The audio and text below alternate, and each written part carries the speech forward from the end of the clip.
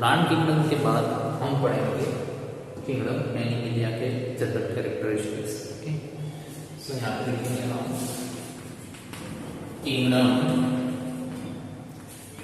Animalia की general characteristics. Okay, general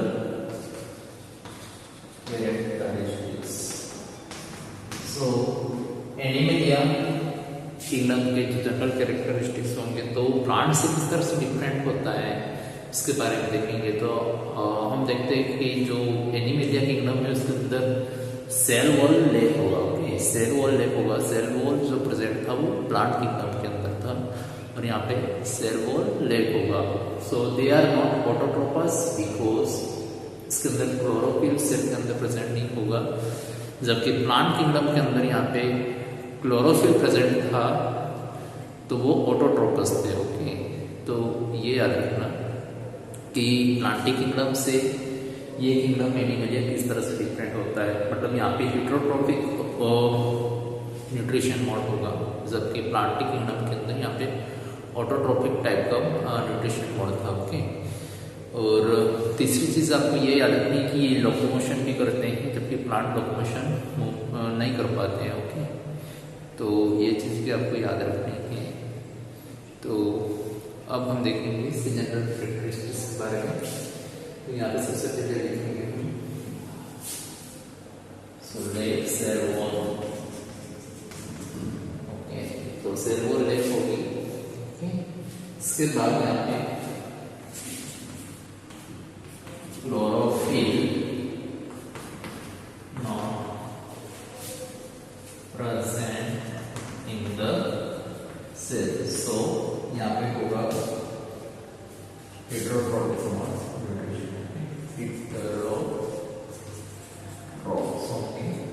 तो heterotrophs यहाँ पे होलोजोइक टाइप के एनिमल्स होंगे, mostly holozoic nutrition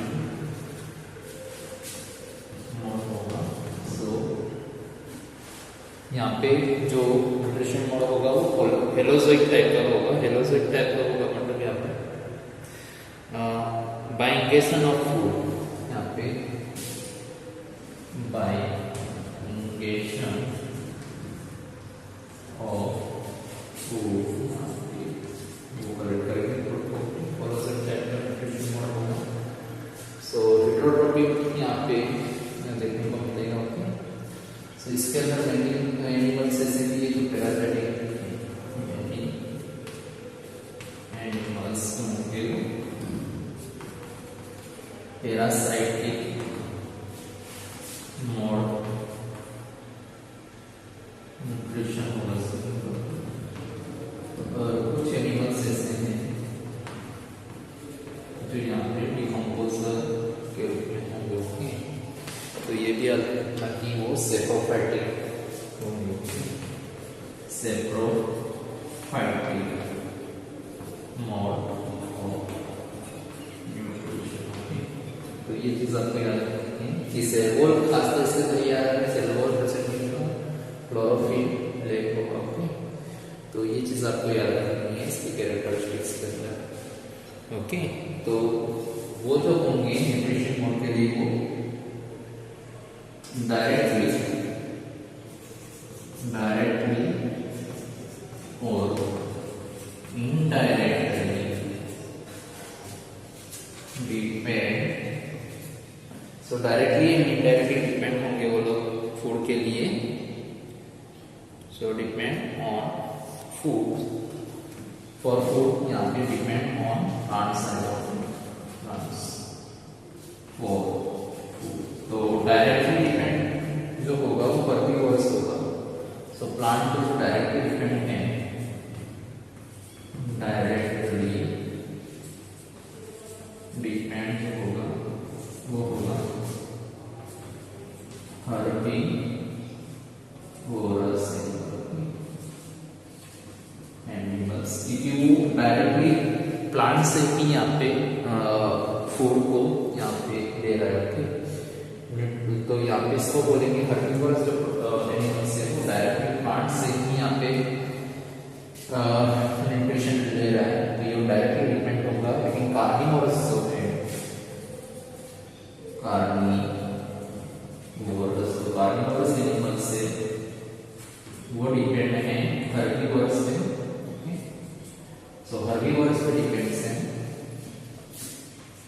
depends on herbivorous animal. Okay, तो कार्निवोरस होंगे वो इनडायरेक्टली डिपेंड होंगे। indirectly depends on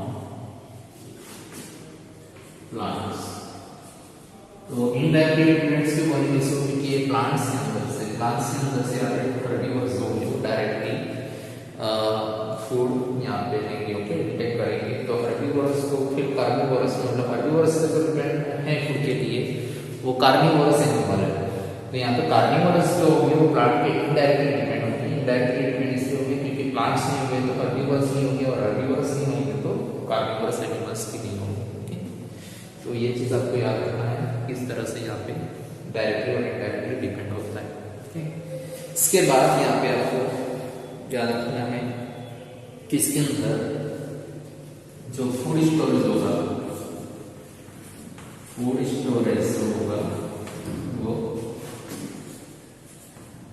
फेट और ग्लाइकोजन फॉर्म के अंदर होगी।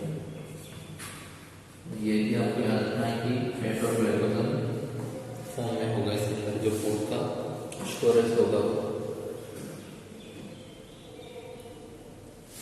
तो यहाँ पे एनिमल्स का ग्रोथ होगा, ग्रोथ होकर वो एडल्ट होंगे।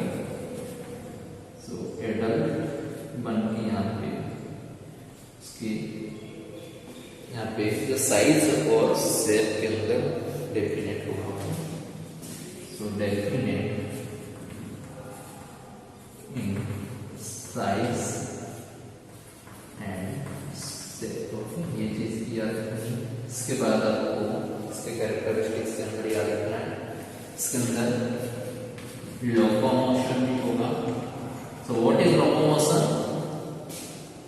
तो यहाँ पे जो बॉडी पार्ट होगा उसका प्लेस टेंसेस होगा। ऑल बॉडीज का प्लेस टेंस होगा, या तो हाफ बॉडी का जो प्लेस होगा वो चेंज होगा। तो इस टाइप के जो मूवमेंट होते हैं उसको बोलते हैं हम लोकोमोशन। ये चीज याद रखना लोकोमोशन के अंदर। सो ये हम पढ़ेंगे लोकोमोशन के बारे में चैप्टर नंबर 20 के अंदर। ओके, तो ये भी आप याद रखना कि इसका जो कैरेक्टरिस्टिक्स है वो लोकोमोशन का होता है एनिमल्स का। ओके, प्लांट लोकोमोशन नहीं कर सकते हैं जबकि एनिमल वो लोकोमोशन कर सकता है। अब जो नेक्स्ट कैरेक्टरिस्टिक्स हैं इसकी, कि यहाँ पे न्यूरोमोटर मैकेनिज्म और सेंसरी ऑर्गन प्रेजेंट होगा।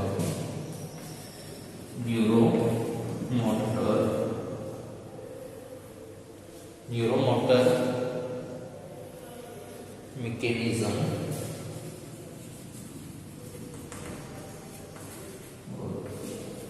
सेंसरी ऑर्गन्स प्रेजेंट होंगे। तो यहाँ पे आप देख सकते हो कि हमारी बॉडी के अंदर जो न्यूरोमोटर सिस्टम होता है, नर्वस सिस्टम होती है, ब्रेन होता है। ओके, तो ये चीज एनिमल्स के अंदर नहीं होती, हमारे अंदर देखने को मिलती है। और सेंसरी ऑर्गन जैसे आइज है, ओके, सो टंग है, ओके, या ये सब हमारी सेंसरी ऑर्गन है।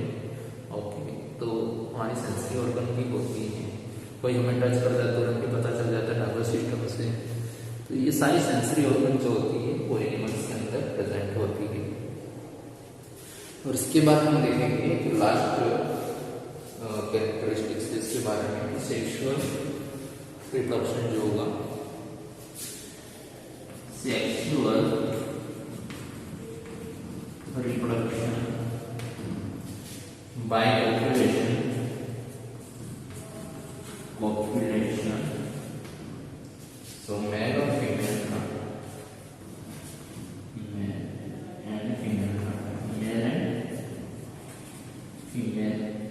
मेल एंड फीमेल एनिमल्स से होगा। जो कॉपुलेशन होगा वो मेल एंड फीमेल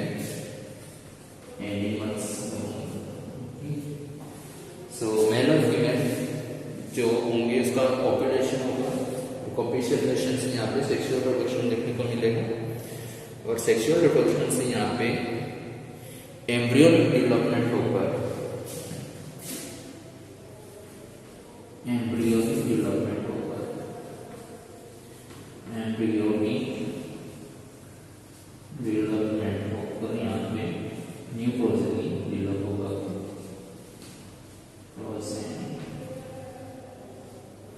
डेवलप होगा।